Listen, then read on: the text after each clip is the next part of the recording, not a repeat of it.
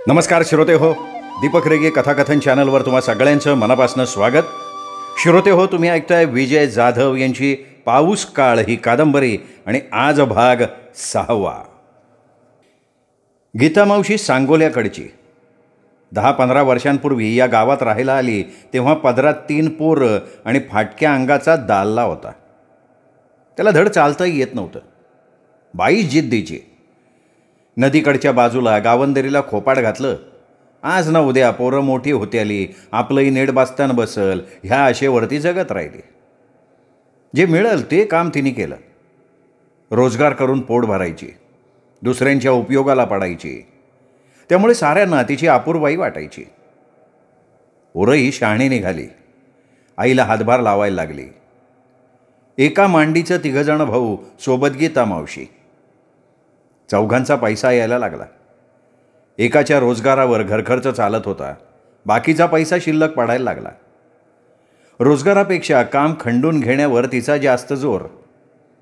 एकदा काम अंगावर घेतलं की दिवस उगवल्यापासून मावळेपर्यंत हाताला हात नसायचा. त्यामुळे ती 4 पैसे बाळगून असलेली.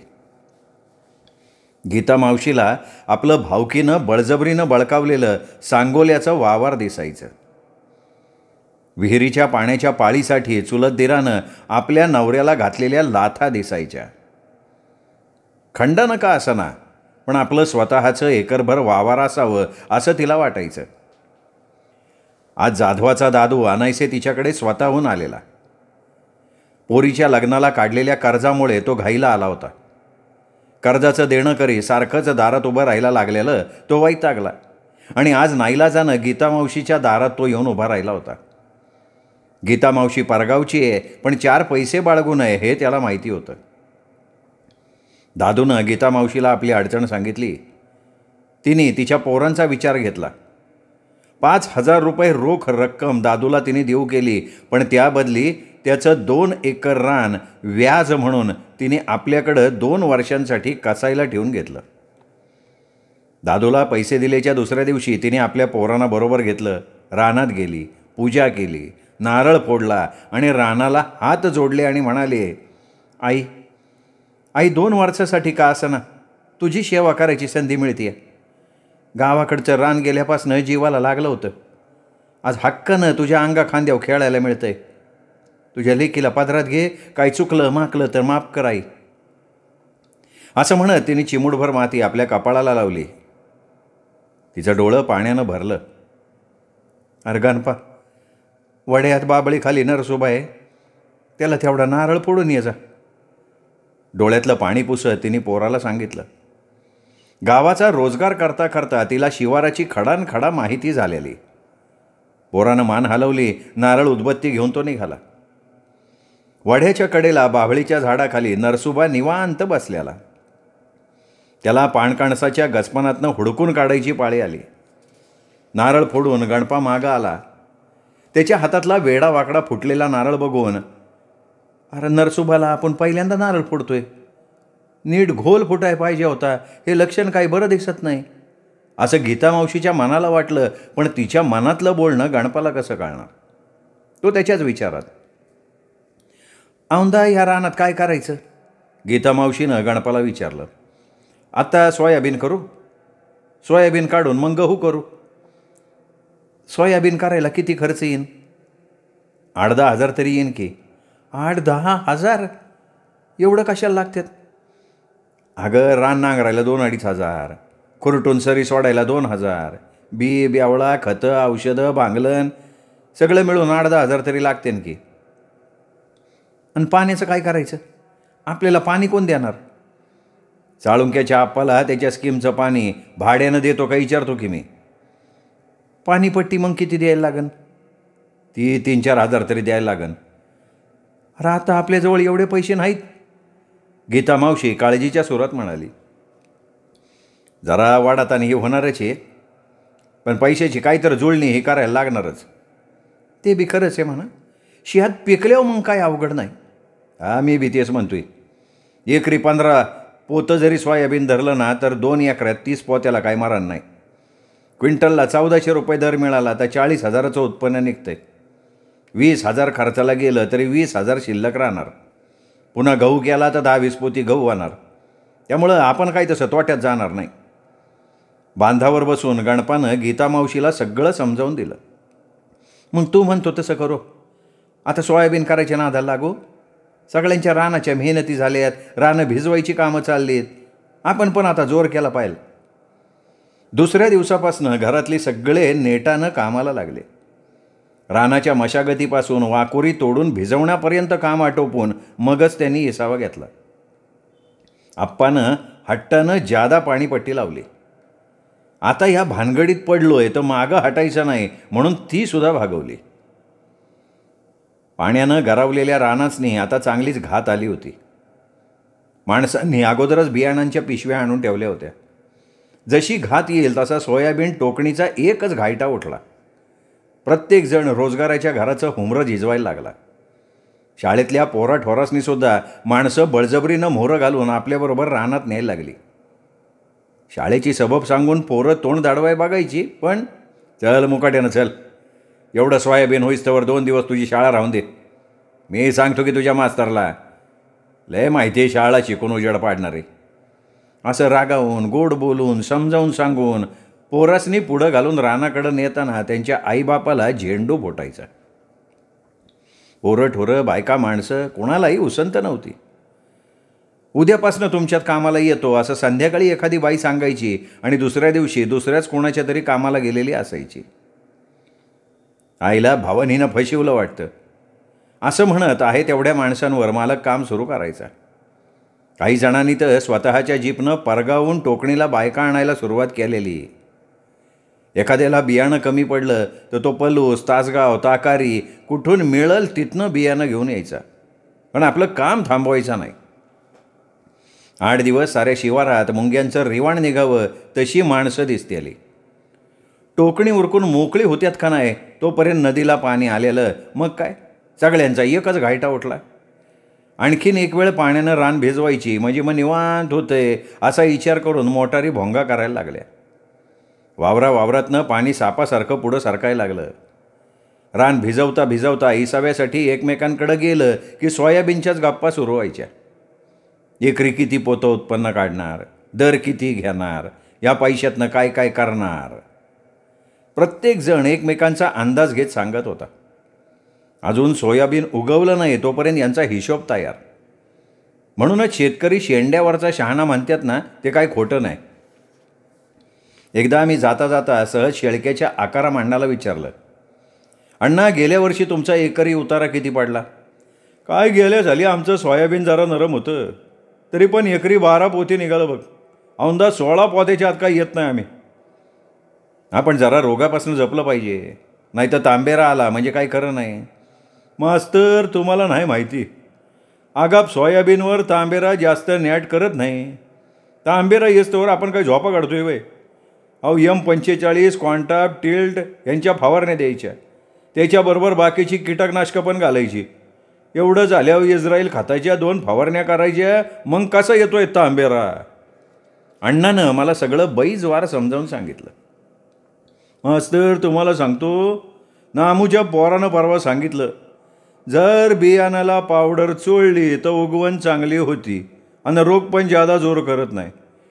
मी पावडर चोळून मगच टोकणी केली. अच्छा, आणि खतं कुठली घातली? टोकताना एकरी 2 पोती DAP घातले. उगवून आला का पुढचा खताचा डोस नामूच्या पोराला विचारायचं, टाकून द्यायचा. एक डाव भांगलून घ्यायचं. पाण्याची हायगाई नाही केली हो, पीक बघा कसं चियाकळतंय.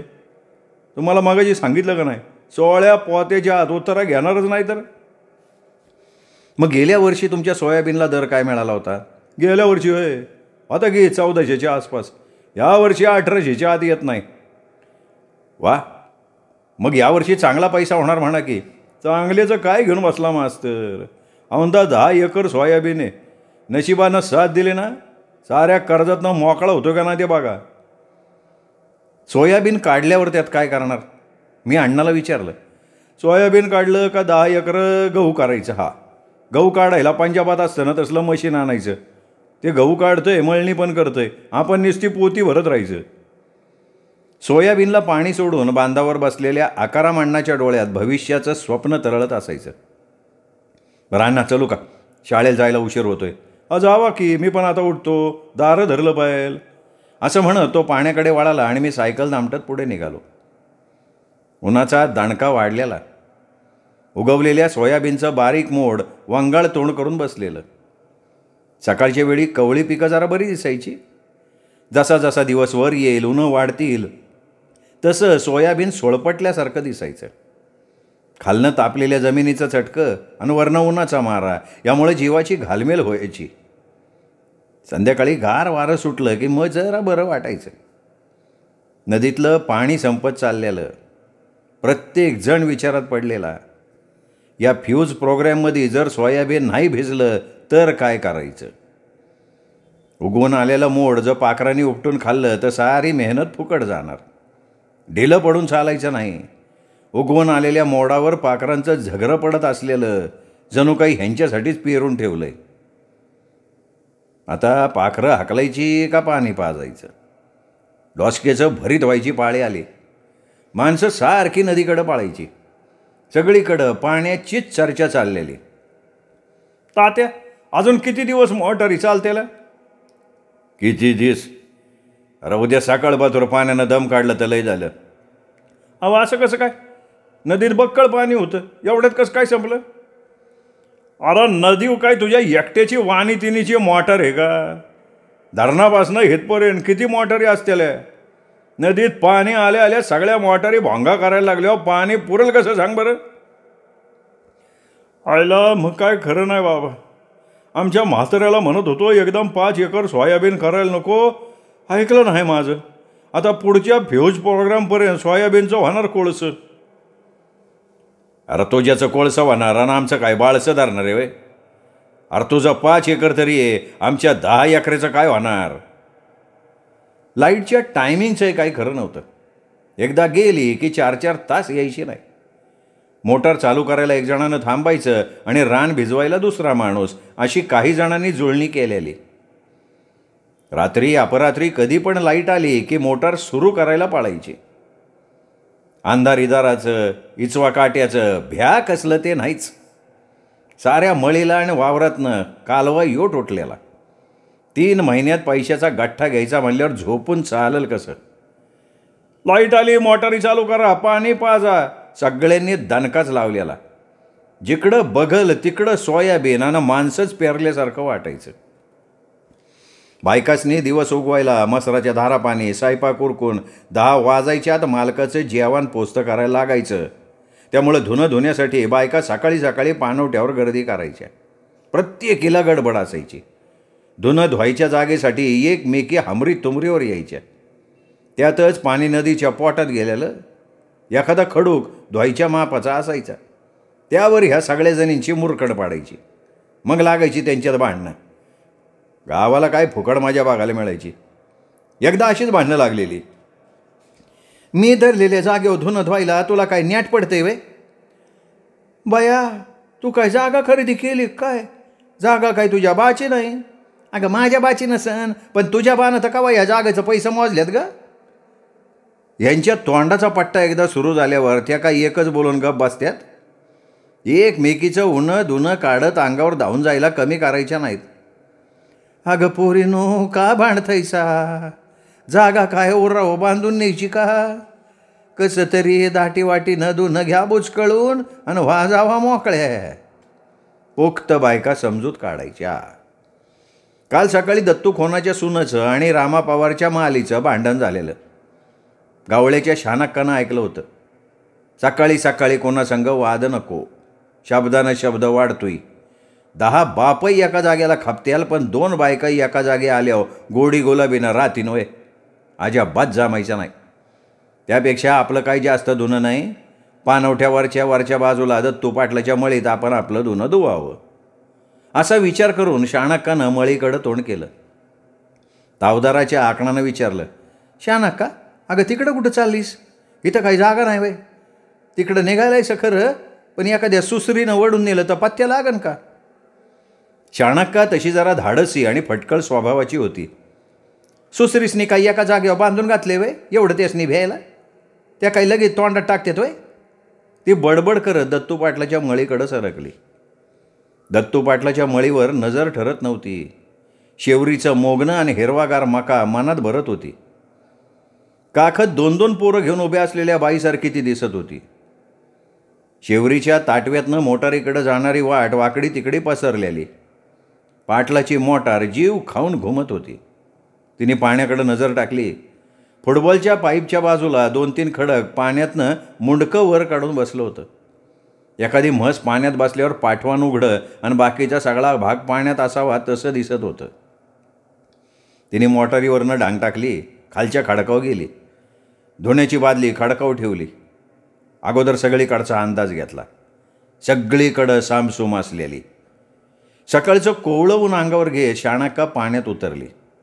धुणं पाण्यात बुडवून वर काढून खडकावर ठेवलं. आपल्याच नादात तिने धुवायला सुरुवात केली. पायाला माशांनी तोंड लावलं की गुदगुल्या होत होत्या. निवळ संख पाण्यात मनासारखं धुणं धुत होती. कोणाचं एक नाही का 2.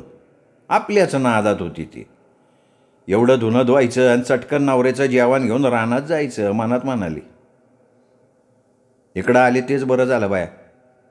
नाहीतर वरच्या पानवट्याला सगळा गोम कालवा. इथं कसं आहे निवांत. तेवढ्यात पाठीमागं कसला तरी डुबुक डुबुक्क आवाज झाला. तिने कशाचा म्हणून मागे बघितलं तर मगाशी बघितलेल्या खडकातला एक खडक पाण्यातनं मोरं मोरं सरकत असलेला. अगं बाया, हे काय आखरीत म्हणायचं. खडक कसं काय पुढं पुढं सारखायला. अगं बाया, काय सुसर एक काय. असं म्हणत तिने पाण्यातनं पाय वर काढेस्तवर सुसरीनं आपल्या दणकट जाबड्यात तिचा पाय धरून तिला ओढली पाण्यात. पाण्यात पडता पडता तिने बोंब ठोकली. पाटलाच्या शेवरीचा रोज कोणीतरी गुपचूप येऊन मोडापा करून जात होतं म्हणून त्याचा पोरगा जालिंदर पहाटेलाच मळी येऊन राखण करत बसला होता. त्याच्या कानावर शाणक्काची बोंब गेली तसा तो शेवरीतनं झेपा टाकत नदीकडं पळाला. खोताचा नामा वैरणीला आलेल्या त्यालाही बोंब ऐकू गेली. तो आवाजाच्या रॉकानं पळत सुटला. दोघंही एकाच वेळी मोटारीजवळ आली.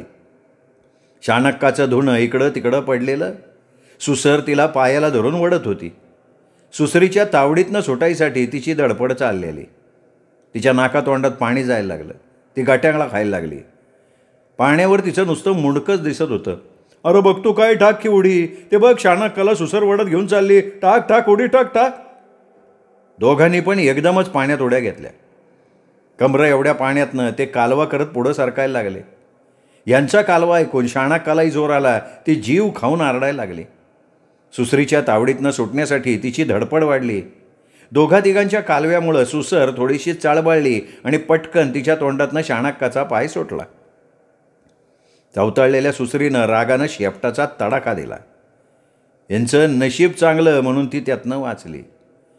एवढ्यात शाणक्का उसळी घेऊन यांच्याकडे झेपावली. सुसर झपकानं निघून गेली. घाबरलेल्या शाणक्काला या दोघांनी काठावर आणलं. तिचा पाय रक्तबांबाळ झालेला. करवतीच्या पानासारखं दाताचं वण पायावर उठलेलं. पिंढरीचा लचकात तोडलेला. त्यातनं रक्त गळत असलेलं. असह्य वेदनेने ती तडफडत होती. भीतीमुळे तिच्या तोंडातनं हुंका फुटत नव्हता. अजूनही तिची नजर सुसर गेलेल्या दिशेला सारखी वळत होती. बोलाबोलानं गावात बातमी पोचली. पळापळा शाणक्काला सुसरीनं वडून नेलं. पोरं ठोरं बायका माणसं सगळ्यांचा दांगा योट उठल्याला. तिला कशी तरी मारुतीच्या देवळापर्यंत आणलेली. पोरांनो, आता हिला घरला नेऊ नका. अशीच पळवा हिला सांगलीला. भीमा आबानं सांगितलं. खोताच्या म्हादानं गडबडीत जीप आणली. एवढ्यात सोयाबीनला पाणी पाजायला गेलेला तुका गावळी त्याला कोणीतरी बोलवून आणलं. अंगातल्या फाटक्या दांडक्यावर तसाच तो पळत आलेला. हातपाय चिखलानं राडी राड झालेलं. ते धुवायचंही त्याला भान नव्हतं. टकुरीच्या टॉवेलनं घाम पुसत तो घाबऱ्या गोबऱ्याहून आला आणि मारुतीच्या देवळासमोरनं जीप सांगलीच्या रोखानं सुसाट वेगात गेली. दुसऱ्या दिवशी शाणक्काचा तुटक्या पायासह पेपरमध्ये फोटो झळकला. मान गावातील महिलेवर सुसरीचा प्राणघातक हल्ला. जीवावर बेतलं पण पायावर निभावलं.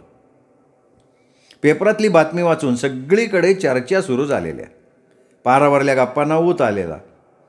आयला, शाणक्काचं लई वाईट झालं. आगबंद पायच काढावं लागणार. आता हितनं पुढं तिचं होणार कसं. काय होतंय काय. काल शाणक्काची पाळी झाली. उद्या दुसऱ्या कोणाची तरी येईल. आता हे असंच घडत राहणार बघा. खरं बघायला गेलो ना तर सरकारनं सुसरीचा काहीतरी बंदोबस्त करायला पाहिजे बरं का. काय सरकारनं काय काय करायचं? सगळे कामं धामं सोडून नदी काठाला येऊन सुसरी धरत बसायचं का? नाही तसं नाही म्हणायचं, पण सुसरी जर असं खोळ्यासारखं करायला लागले तर करणार काय? अरे होय बाबा, तुझं सगळं करे, पण आपली काळजी आपण नको आहे घ्यायला. मला एक कळत नाही, या सुसरी आत्ताच असं डोसकं फिरल्यासारख्या का करायला लागल्या? पोरांच्या गप्प ऐकत बसलेला म्हातारा गोंदू सावळा पुढं झाला आणि म्हणाला, काय म्हणताय पोरांनो? अरे सुसरीचं डोसकं नाही फिरलं, माणसाचं फिरलंय. अरे रानावानातलं पाण्यातलं हे जीव उगचच कोणाच्या कशाला वाट्याला जातेली रे? आपल्या नादात ते गुंग असतात. त्यांच्या पोटा पाण्याला मिळालं तर ते कोणाच्या वाटेला जाणारच नाही. ती पूर्वीच्या काळी नदीला बक्कळ पाणी असायचं, त्यांचं सगळे व्यवहार पाण्यातल्या पाण्यात निवांतपणे चालायचं. त्यांनी जगायचं पाण्यात आणि मरायचं बी पाण्यातच. एकानं दुसऱ्याला खायचं तर दुसऱ्याला तिसऱ्यानं पोटात घ्यायचं. कवा एकमेकावर कुरघोडी करत तर कवा एकमेकाबरोबर दोस्ती करत जगत होती ती. माणसं त्यांच्या वाटेला जात नव्हती, ती माणसांच्या नादाला लागत नव्हती. माणसांनी त्यांच्यावर बळजबरी करायला सुरुवात केली, त्यांच्या जगण्यात लुडबुड सुरू केली.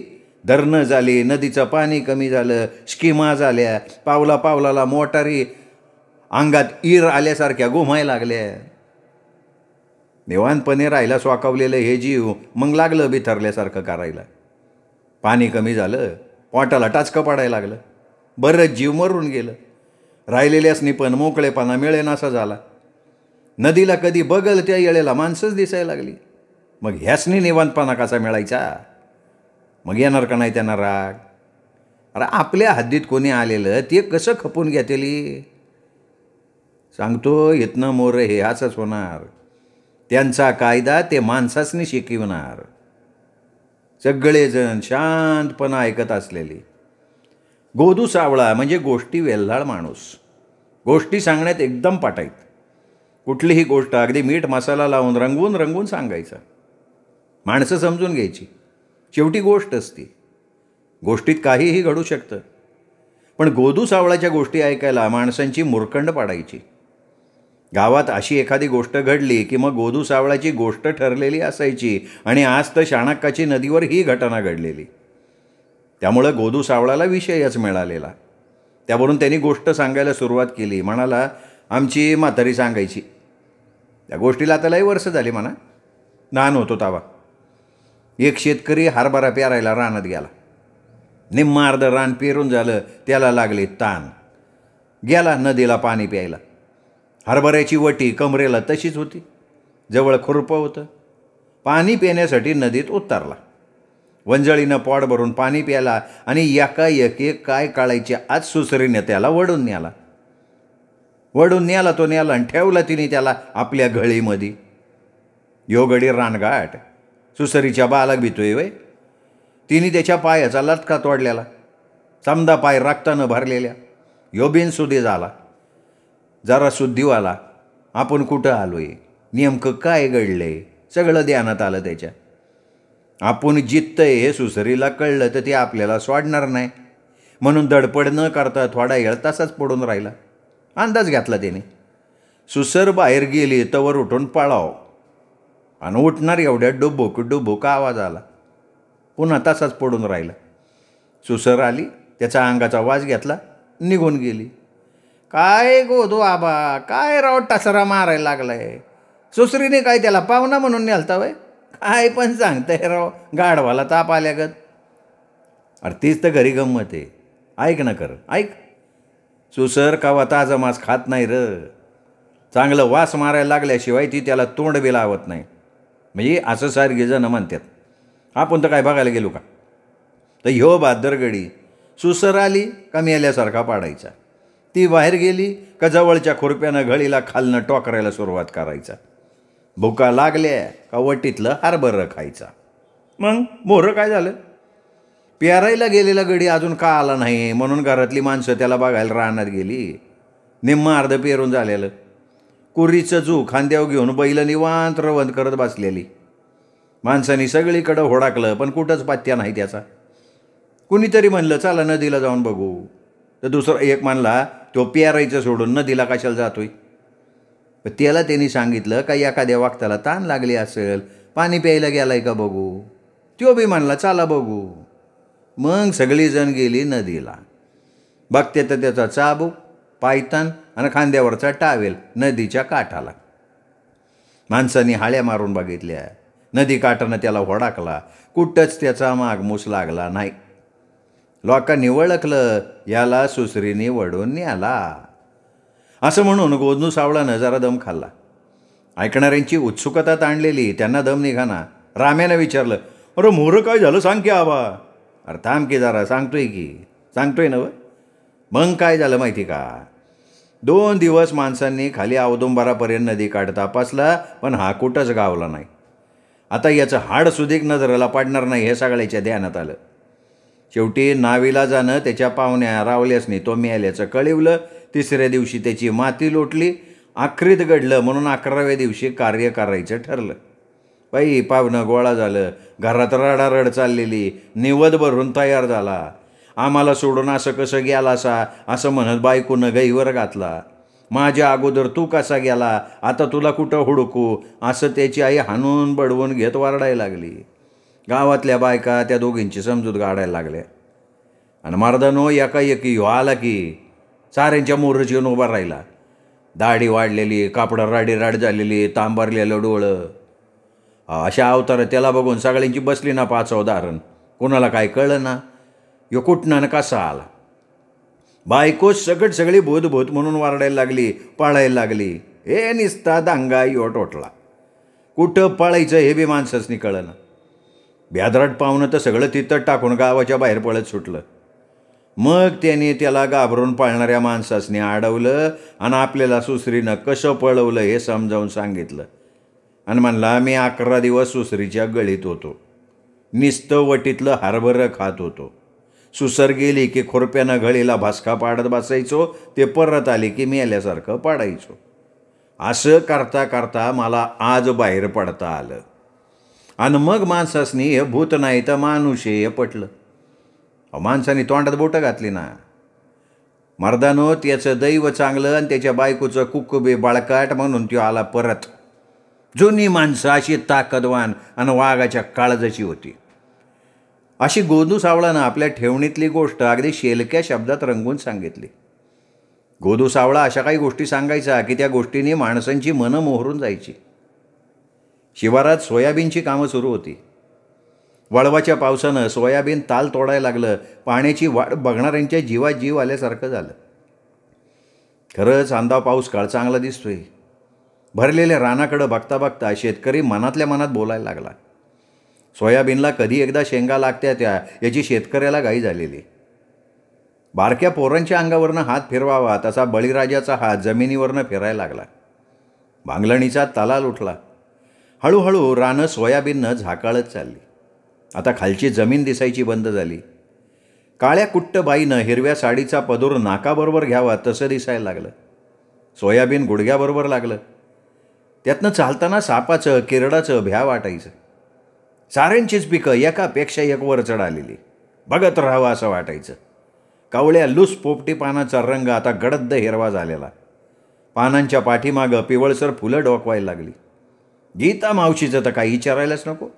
सोयाबीनची उगवण 1 नंबर झाली होती. त्यामुळं त्याने भुई सोडायच्या अगोदर भांगलन सुरू केलेली. तानकाट वावरात दिसल कुठलं. नामूदादाच्या पोराच्या सल्ल्यानं सारं करत असलेली. त्यांनी कसलं तरी टॉनिक मारायला सांगितलं. त्या औषधानं सोयाबीनला जी काळोख ताकाकी आली हे बघत राहावी अशी. पानं तेल वातल्यासारखी चमकायला लागली. भाजी भाकरी खाऊन सुखात असलेल्या रानगट माणसासारखं ते दिसायचं. दिवस उगवल्यापासून मावळेपर्यंत तिच्या हाताला नाही दम. त्या नादात पोटाला खायची पण शोध नसायची. साऱ्या वावराभोवतीनं तिचं मन गारीसारखा चक्र मारत असलेलं. सोयाबीनची पिवळी जांभळी फुलं हसायला लागली. माणसांची मनं मवरून उठली. त्यातच वळवाच्या पावसानं आणखीन एक दाबाका दिला. बारक्या पोराला घुटी घातल्यासारखं झालं. ढाळं शेंगानं लागाडलं.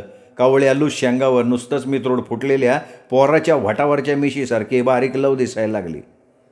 खताला औषधाला माणसं ढिल्ली पडत नव्हती. पिकावर नजर टाकताना त्याच्यातून मिळणारं उत्पन्न आणि करायची कामं याचं गणित मनातल्या मनात करत होती. जाता येता प्रत्येकाच्या डोक्यात सोयाबीनच्या पैशाची स्वप्नच रंगत होती. पण येणारा पैसा आणि करायची कामं याचा मेळ बसत नव्हता. मी सायकलवरनं निघालो होतो. समोरून येणाऱ्या भाऊ पवारला विचारलं मी, काय भाऊ, कुणीकडे गेला होता? गेलतो पोरीचं लगीन ठरवायला. लगीन ठरवायला हे असल्या कपड्यावर? त्याच्या बाईली असं होतंय बघा, कशाचा कशाला मेळ नाही बसत.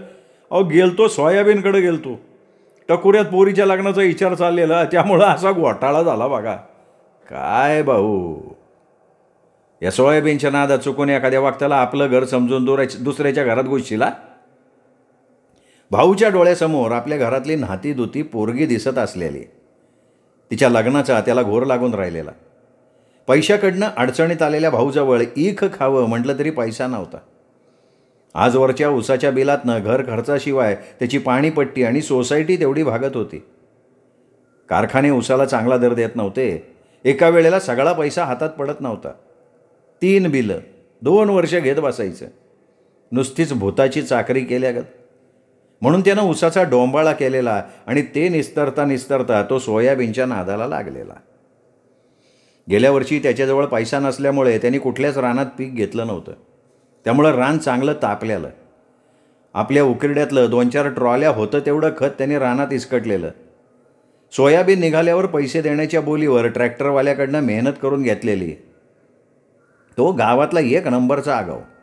सांगितलेल्या वायद्यापर्यंत काय बोलणार नाही, पण वायदा संपला का मुतू पण देणार नाही. एखाद्या पठाणासारखा दारात उभा राहणार. आजवर तो तरी पैशाला का थांबला? कारण भाऊची पोरगी त्याच्या नजरेसमोर तरळत असलेली. भाऊला हे कळूनसुद्धा काही करता येत नव्हतं. तोंड दाबून बुक्क्याचा मार. पोरगीचा चेहरा समोर आला की भाऊचं काळीज जर्र जर्र उतरत होतं. कुठल्याही परिस्थितीत यावर्षी तिचं 2चे 4 हात केलं पाहिजेत. जिकडची तिकडं घालवली म्हणजे जीवाचा रसान कमी होईन. यावर्षी 4 एकर सोयाबीनच्या उत्पन्नातनं खर्च वाजा जाता 5-25 हजार शिल्लक राहिलं तर एखादा गरिबाचा पोरगा बघू, तिचे हात पिवळे करून टाकू. या विचाराच्या नादात दिवसातनं तो 2-2दा सोयाबीनकडे जाऊन येत होता.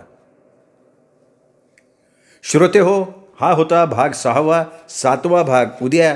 पण एकच विनंती की अजूनपर्यंत जर तुम्ही चॅनल सबस्क्राईब केलं नसेल, तुमच्याकडनं चॅनल सबस्क्राईब करायचं चुकून राहून गेलं असेल तर प्लीज चॅनल सबस्क्राईब करा. ऐकूयात उद्या विजय जाधव लिखित पाऊस काळ या कादंबरीचा भाग 7वा. तोपर्यंत नमस्कार मित्रो.